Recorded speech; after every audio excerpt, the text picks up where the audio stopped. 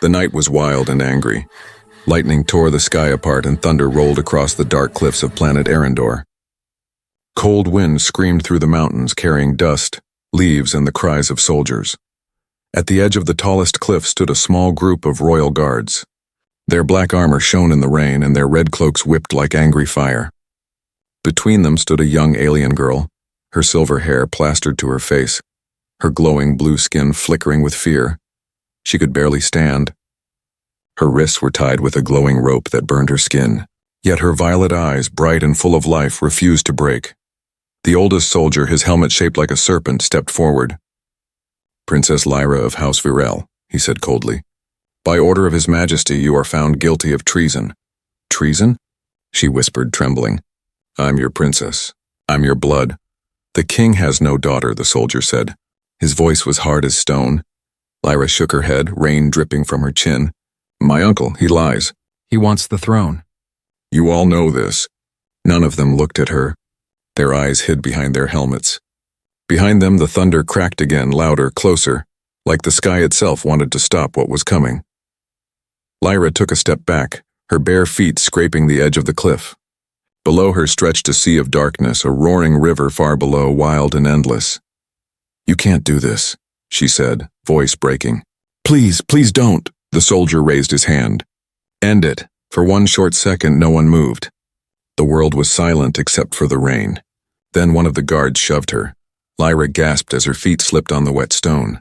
The cliff vanished beneath her. The world spun. Her scream mixed with the thunder as she fell into the storm. The soldiers turned away. None of them looked down. To them, the princess was gone, lost forever to the night. But the universe was watching. Far away, across the stars on a small observation outpost above the icy moon Theros, a human scientist named Ethan Cole sat at his console, drinking cold coffee and yawning at his screens. It had been a quiet night. Too quiet. Ethan had been scanning deep space energy readings for weeks, searching for anything unusual. He didn't expect to find anything. Then one of the monitors flashed red. "Unidentified energy surge detected," said the computer. Ethan frowned and leaned closer. "That's impossible," he muttered. The energy wave was huge, bright, strong, alive. It came from deep inside the Arendor system. He adjusted his sensors. On the main screen, a glowing blue light appeared, moving fast through the storm clouds of the planet below. For a moment, it looked like a falling star. But then it pulsed once, twice, like a heartbeat. "What are you?" Ethan whispered. He increased the magnification. On the screen, he saw a shape, small, almost human, falling toward a river canyon surrounded by cliffs. Lightning flashed again, and for an instant he saw it clearly. A girl, glowing faintly, falling through the storm. Then the signal vanished. Ethan stared at the blank screen, his heart pounding. "No, it can't be," he said softly. He replayed the data, but the signal was gone. He sat back in his chair, eyes wide. He had seen strange things before. Meteors, debris, ghost signals, but nothing like this. There was something alive in that fall. He didn't know it yet, but this night would mark the start of everything. The fall of a lost princess. The birth of a story that would echo across galaxies. Below, in the cold, dark river, Lyra hit the water hard. Pain exploded through her body. The icy current swallowed her whole and pulled her deep under. She couldn't breathe. The rope around her wrists glowed, then snapped as the current smashed her against the rocks. She opened her eyes underwater. Everything was dark and cold except for the faint blue light shining from her skin. She tried to swim, but her limbs were weak. The current dragged her down, spinning her through black tunnels of water and stone. Her lungs burned. Her vision blurred. She thought of her mother's smile, her father's voice, the palace gardens under the twin suns, and then she thought of the stars. She whispered one word before her mind went dark. "Help!" The river carried her into a hidden cave where the water calmed. Her small body floated near the rocks, half conscious, her light slowly fading. Outside, the storm finally began to die. The rain eased. The thunder rolled away over the distant mountains. The planet was silent again. But deep beneath the cliffs, a faint glow still moved in the water. Weak, but alive. In his outpost, Ethan sat staring at the window, unable to shake the feeling that he had just witnessed something meant for him to see. He saved the strange energy data into his archives. The file was marked, Unidentified Life Signature, Sector Arendor, Year 15 AG. He didn't know it yet, but 15 years later that same light would call to him again. And this time, he wouldn't look away. The cave was silent except for the slow drip of water. In the darkness, a faint blue light still glowed. Soft, weak, but alive. It was Lyra. She lay on a bed of smooth stones, half covered in wet moss. Her breathing was shallow. Her silver hair floated in the shallow pool beside her face. The glow from her skin pulsed gently with each heartbeat like a fragile star refusing to die. Hours passed. Then from the shadows, small creatures crept closer. They were not human, tiny forest beings with round eyes and fur that shimmered green under the cave light. They moved with curiosity and care, sniffing the strange blue-skinned girl. One of them touched her hand, and the light from her body grew brighter for a moment.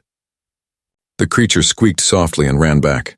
Then slowly they began to bring her bits of food and herbs. They had seen strange things fall from the sky before, but never one that glowed with warmth. Days turned into weeks. Lyra's wounds healed slowly.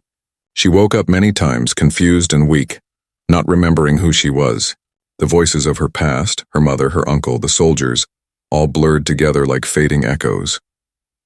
One night, she opened her eyes fully. She looked around at the cave, at the strange creatures, and at her reflection in the water. She saw her glowing blue skin and silver hair, and for the first time in her life, she didn't recognize the face staring back. "Who am I?" she whispered. The wind outside answered with a soft cry through the mountain cracks. Years passed. The girl who once was Princess Lyra became something else, a ghost of the forest. She built a small shelter in the trees above the river and learned to live with the creatures who saved her. She could hunt, climb, and move silently through the woods. Her royal voice grew rough, her delicate hands turned strong, and her glowing skin faded to a softer blue. She didn't remember her royal life clearly. Only flashes. A tall man with golden eyes and her uncle, a hand pushing her from the cliff, and sometimes in her dreams a human face, a man watching from the stars. She didn't know who he was, but his presence always made her feel safe. She didn't know his name. Ethan. Far away, on Earth. The man from her dreams was still haunted too. Ethan Cole sat in his small lab at the Space Research Institute, staring at old data. On the screen was the same energy signature he had recorded 15 years ago. It had become an obsession, a mystery that no one else believed in. "Arendor's just another dead system," his co-worker said once. "Whatever you saw, it was probably lightning or a ship crash," but Ethan knew better. He had seen life in that fall. He could still remember the shape of the girl's glowing body, the way the light pulsed like a heartbeat. He couldn't explain why it mattered so much to him, only that it did. Sometimes, he woke in the middle of the night, feeling like someone far away was calling his name, a faint voice, a whisper in the dark. He would sit by his window staring at the stars, wondering who or what was out there. He had even named the old file after her, Project Lyra. Back on Arendor, the forest had swallowed all signs of the royal city. The world had changed. The king, Lyra's uncle, ruled with a cold hand. Villages were burned, the rivers poisoned by machines. The people whispered of a time when a princess had vanished, and how the world's heart had died with her. But in the hidden forest, the old magic still lived. Lyra had grown tall and strong. She could feel the heartbeat of the planet itself. She could speak to the trees and sense danger before it came. Still, she often sat by the river at night staring at her reflection. She didn't know why her eyes sometimes glowed brighter when she looked up at the stars. She didn't know why her heart hurt when she saw the night sky's blue light. Something deep inside her whispered, "You are not meant to hide forever." One evening, the wind carried a strange hum through the forest, low and mechanical. Lyra's sharp ears caught it. She climbed to the top of a tree and looked to the horizon. There, in the distant clouds, she saw lights, bright and artificial, not like the stars. They moved in formation, scanning the land below. Her heart began to race. She didn't know it, but they were bounty hunters, machines sent by the royal court to search for signs of the ghost princess. She leapt from the tree, moving through the branches like a shadow. The forest creatures followed her, squeaking in fear. Hide, she told them softly. They will not take this place. For the first time in years, she felt the pulse of danger, and something else. A strange pull in her chest like the energy from that long-forgotten fall. She didn't know the hunters were not the only ones coming. Far above in orbit, a human ship had just entered Arendor's atmosphere, carrying Ethan Cole. He had finally found the source of the signal again. Lyra stood at the edge of her forest, wind in her hair, eyes glowing in the dark.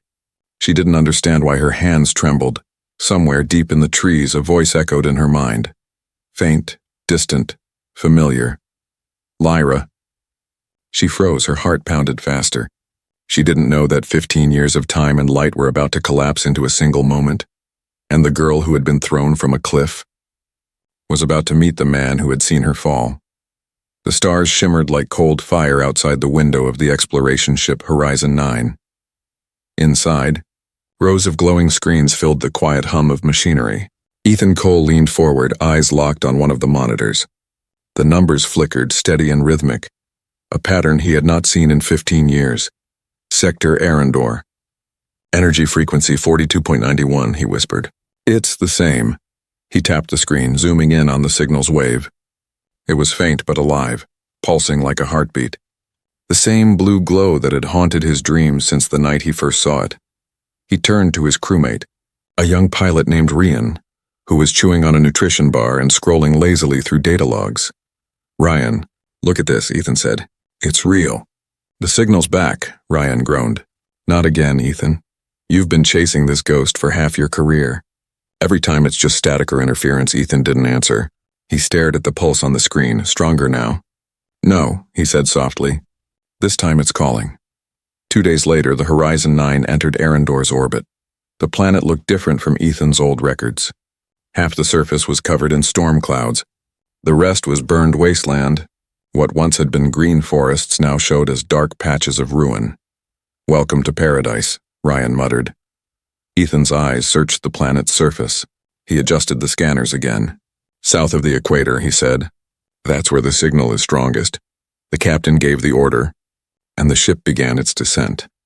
Far below in the deep forest of Arendor, Lyra felt it too. She was sitting by the old river, carving a piece of wood into a small animal. Her hands froze suddenly. The knife slipped, cutting her palm slightly, but she didn't notice. Her head lifted, her eyes glowing faint blue. Something inside her chest pulsed, the same rhythm as Ethan's signal. She stood quickly, looking at the sky. The clouds above glowed faintly with moving light, a ship entering orbit. For a moment, her heart filled with strange fear and hope. Who are you?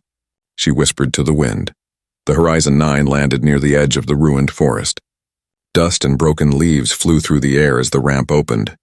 Ethan stepped out, scanning the surroundings with his handheld detector. It beeped faster. The signal was close, very close. Stay near the ship, the captain ordered. We don't know what's out here.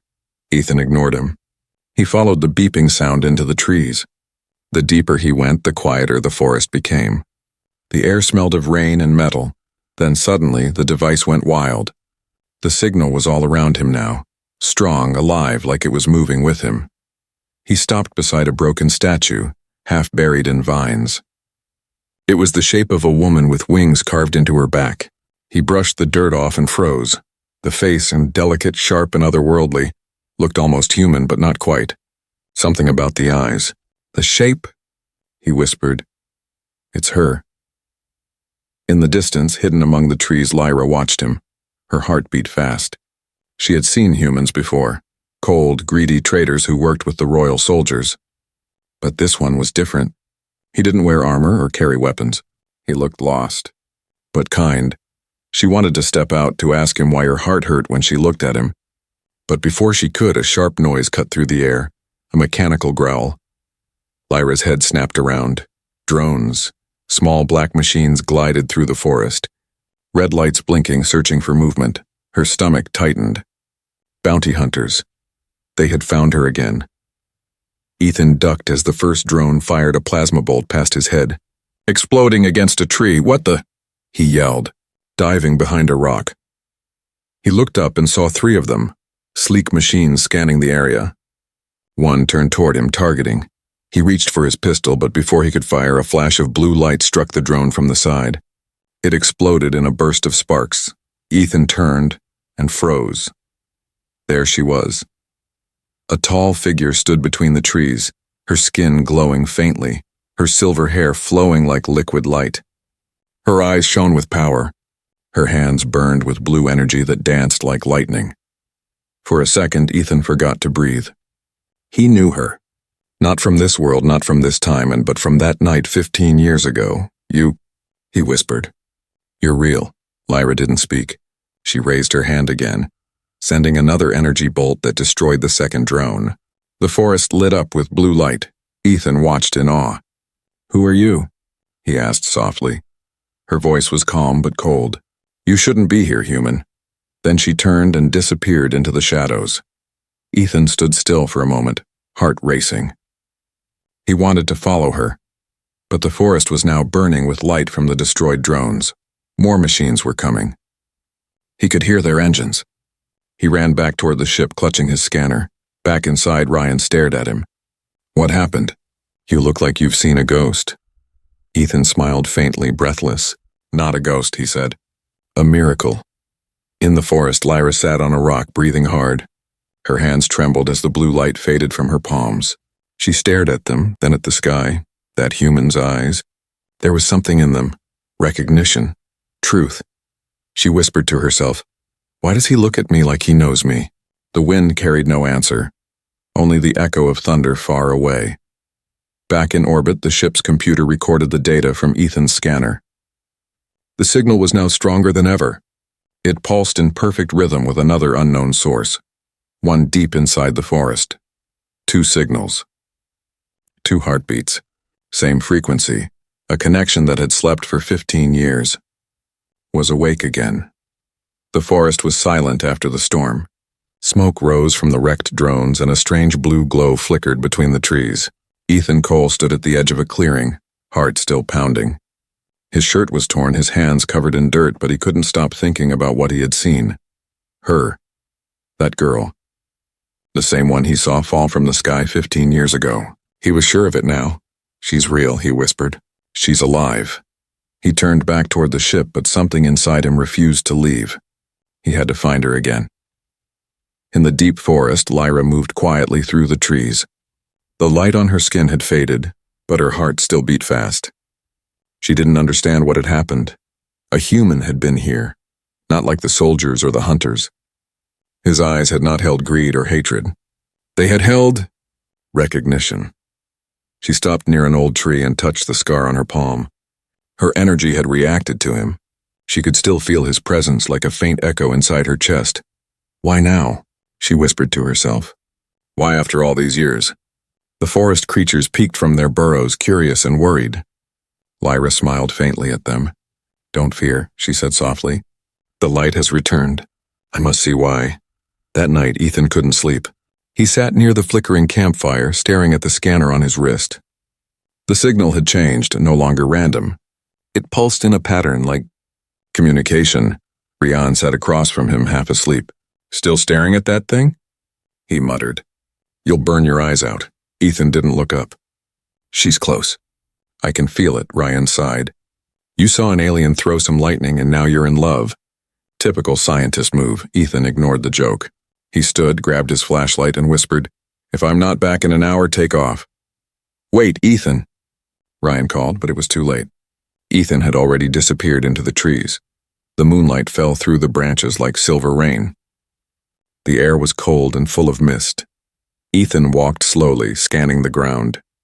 The forest seemed to breathe around him, alive, watching. Every sound made his heart jump, then behind him a whisper. Why did you come here, human? He froze. Slowly he turned around. There she was again, Lyra standing among the mist and light. Her silver hair shimmered softly and her eyes glowed like amethysts. She looked both fierce and sad, like a memory that had survived too long.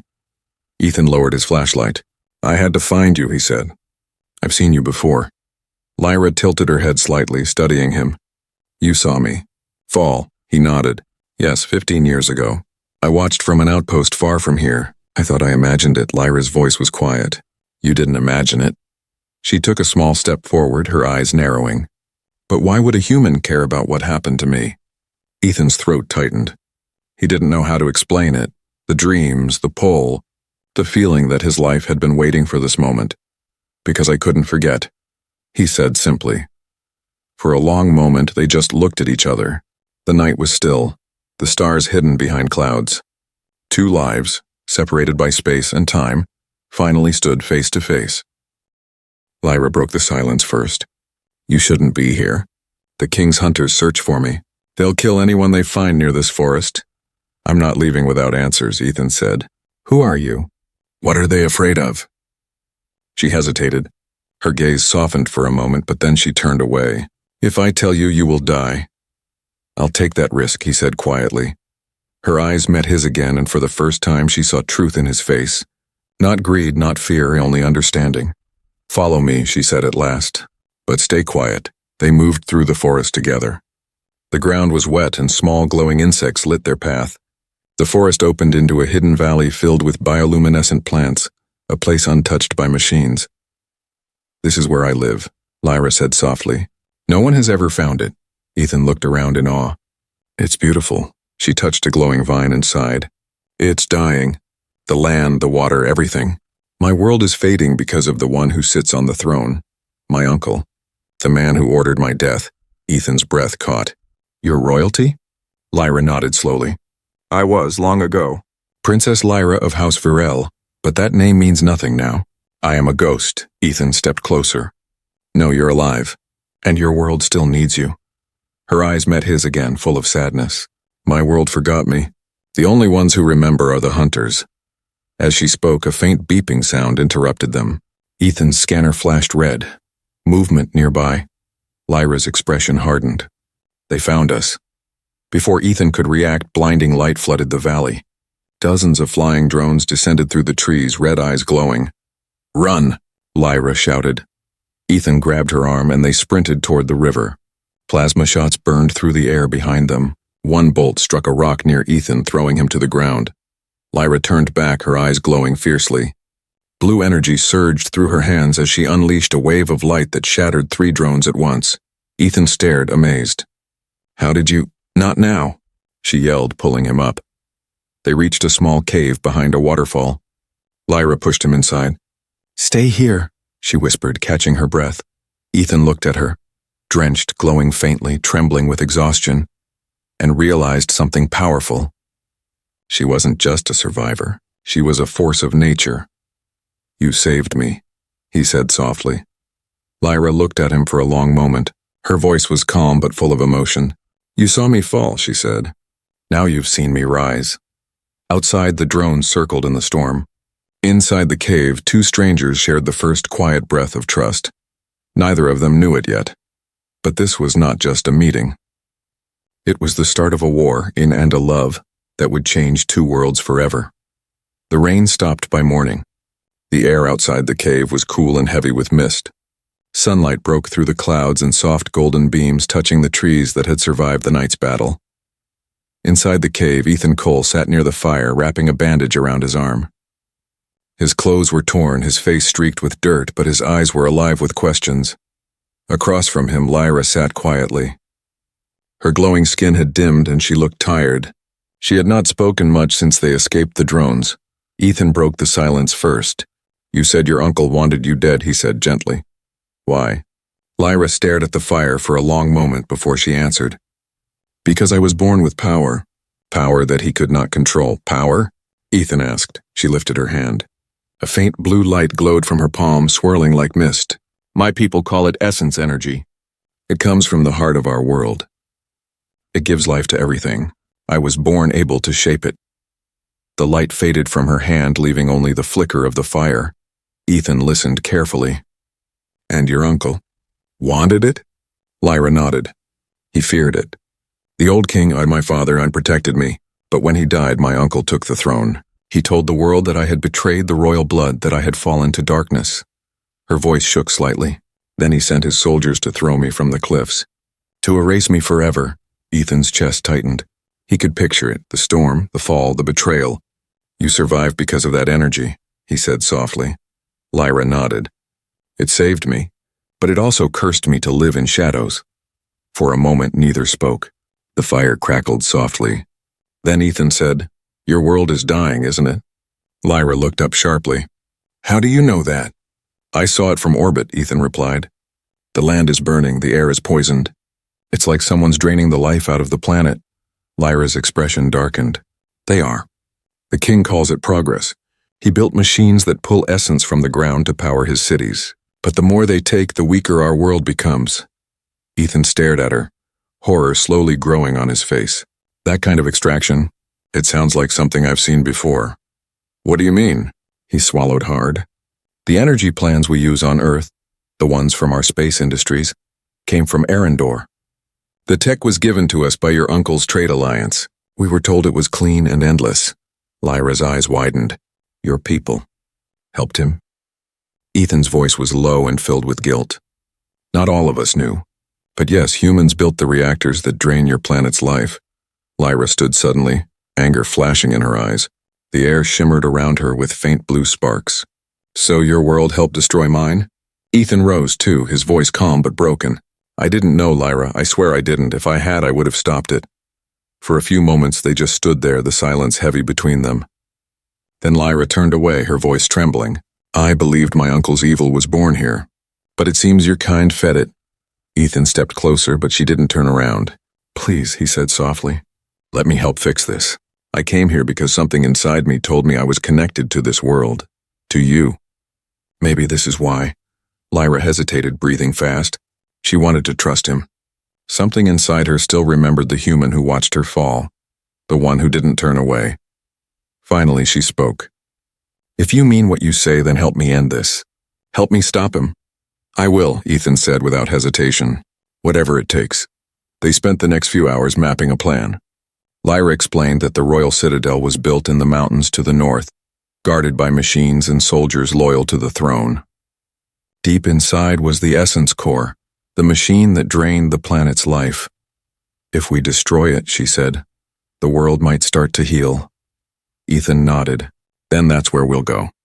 He uploaded the citadel's coordinates to his wrist scanner. Unknown to him, a faint red light blinked on the device's side, a silent signal sent back to the ship. Back at camp, Ryan received the ping.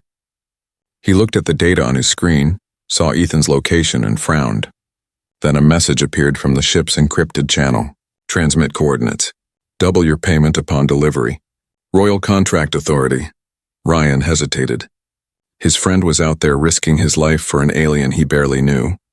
But the bounty was enough to buy a new life. He whispered, "Sorry, Ethan," and pressed send. By nightfall, Lyra and Ethan reached the edge of the valley. From there, they could see the distant glow of the royal city, a sea of golden towers surrounded by dark clouds. "It looks beautiful," Ethan said quietly. "It used to be," Lyra replied. "Now it's built on pain." She turned to him. "Tomorrow we enter. No turning back." Ethan smiled faintly. "I stopped turning back the night I saw you fall."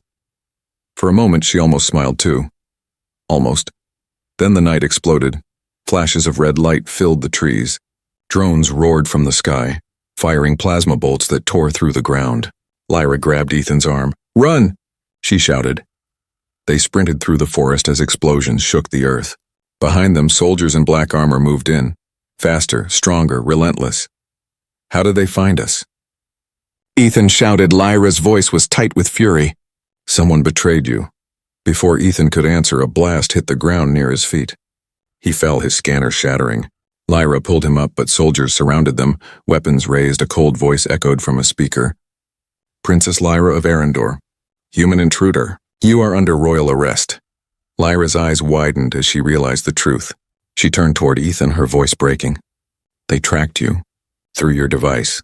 Ethan's stomach dropped. "No, and I didn't, but it didn't matter." The soldiers moved in. Lyra fought until the last moment, energy flashing from her hands, but the tranquilizer blast struck her chest. She fell to her knees, her vision fading. Ethan screamed her name, but another blast hit him and the world went dark. The last thing he heard was a voice on the radio saying, "Target secured.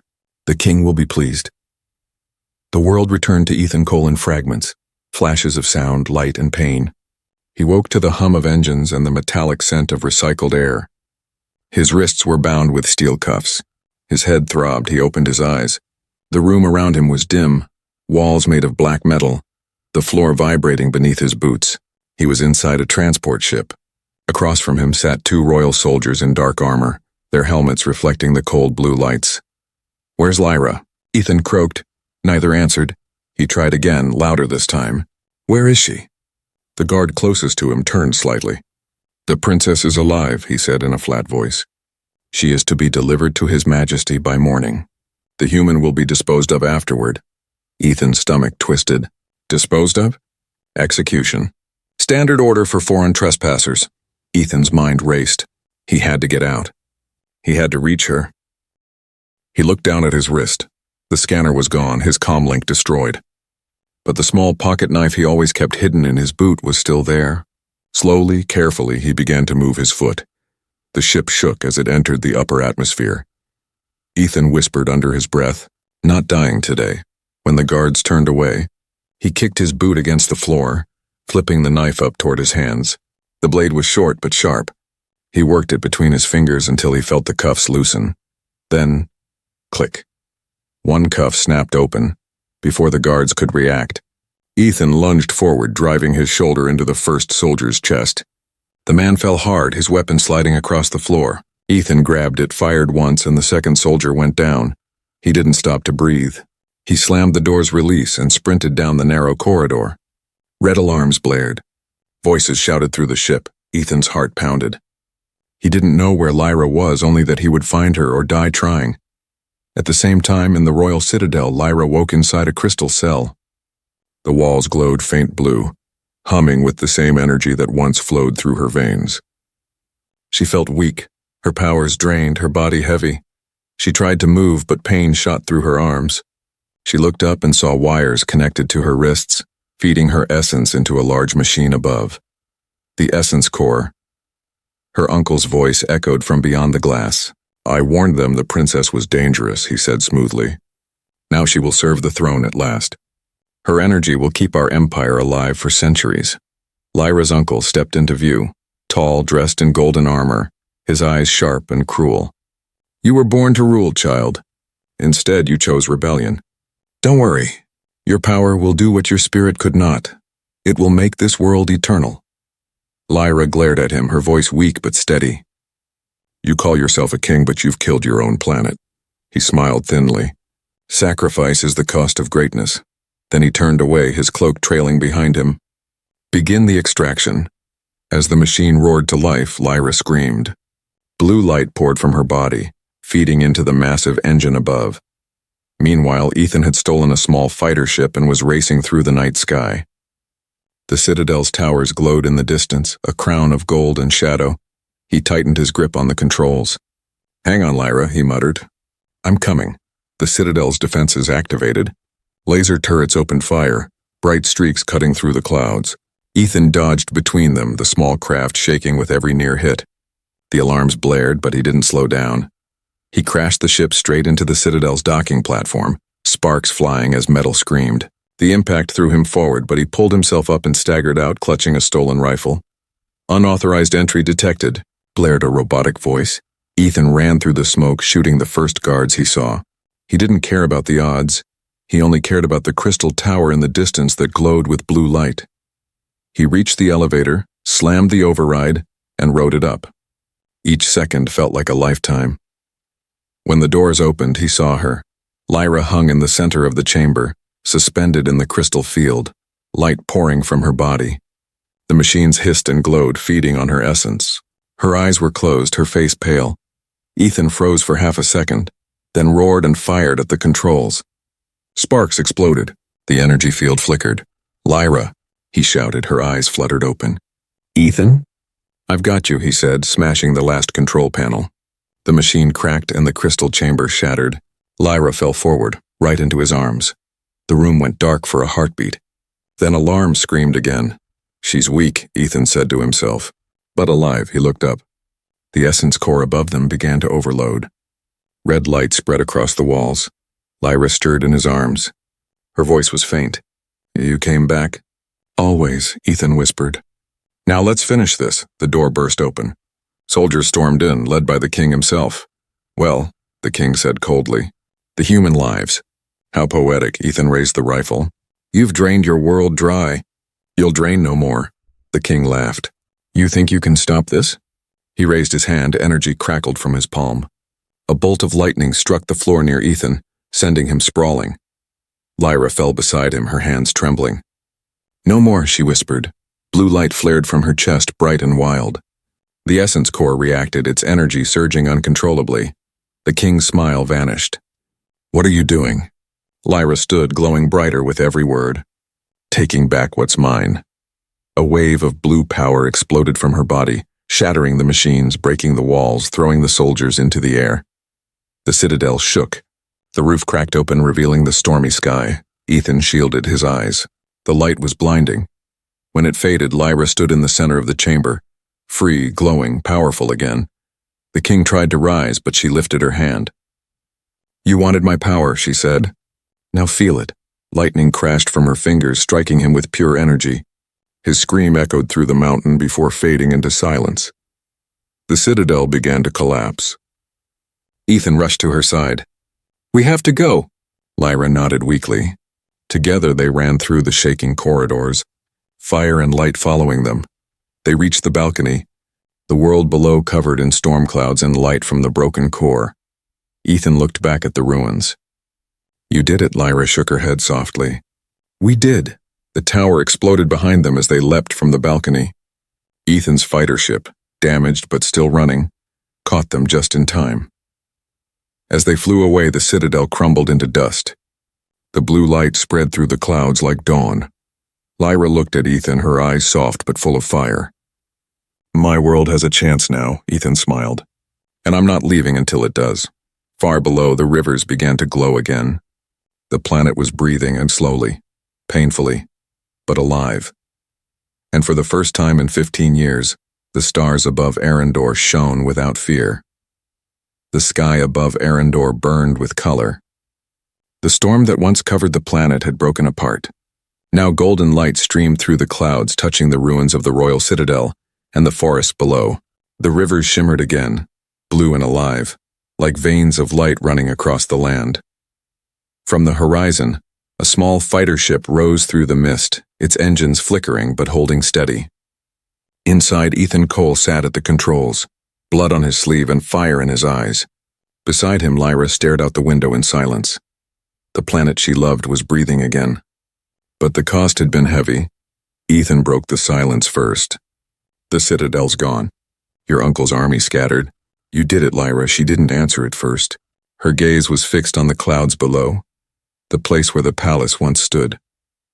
I never wanted to destroy my home, she said softly. Only to free it. Ethan turned to her. You did. You saved it. And you saved me. For the first time in years, a small smile touched her lips. No, Ethan, you saved me first. You saw me when no one else did. The words hung in the air like light. They landed in the valley where it had all begun, the same forest where Lyra had fallen 15 years ago. The wind was calm now, carrying the scent of clean air and rain-washed earth. Lyra stepped out, her silver hair glimmering in the sunlight. The creatures of the forest, the tiny beings that once rescued her, emerged from the trees, chattering softly. They bowed their small heads as if recognizing their queen. Ethan followed her out, limping slightly from his wounds.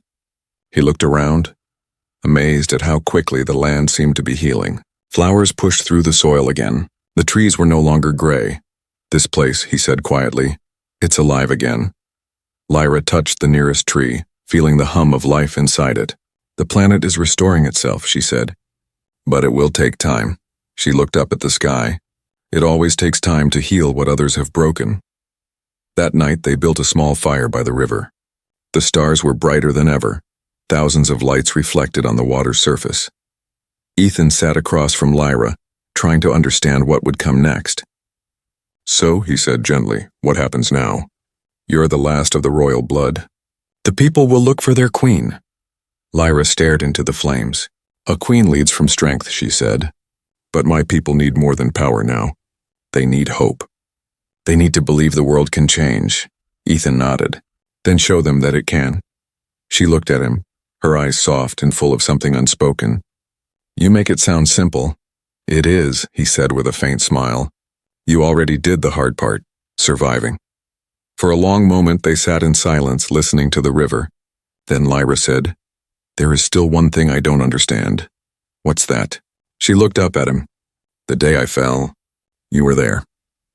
Across the stars. You saw me. Why did you remember me for so long?" Ethan thought for a moment before answering. His voice was quiet but firm. "Because when I saw that light fall through the sky, I didn't see death. I saw a life that refused to fade. I didn't know your name, but I knew you mattered. Somehow I knew I was meant to find you." Lyra's eyes glistened. She whispered, "Maybe the stars wanted it too." By dawn, they began walking toward the eastern hills. Word of the king's fall had already spread through the winds and traders. Villages that had once lived in fear were lighting fires in celebration. When they reached the first settlement, the people stared in awe. Some knelt. Others whispered her name, the lost princess. Lyra stepped forward slowly, unsure. But an old woman approached her, tears in her eyes, and placed a hand on her heart. "You came back," she said. "The light has returned." Lyra smiled gently. "Not just me, all of us. The light belongs to everyone." Ethan stood behind her, watching the people gather. He saw how they looked at her, not as a weapon, not as a ghost, but as hope itself. He felt a quiet pride, knowing he had helped bring her back to them.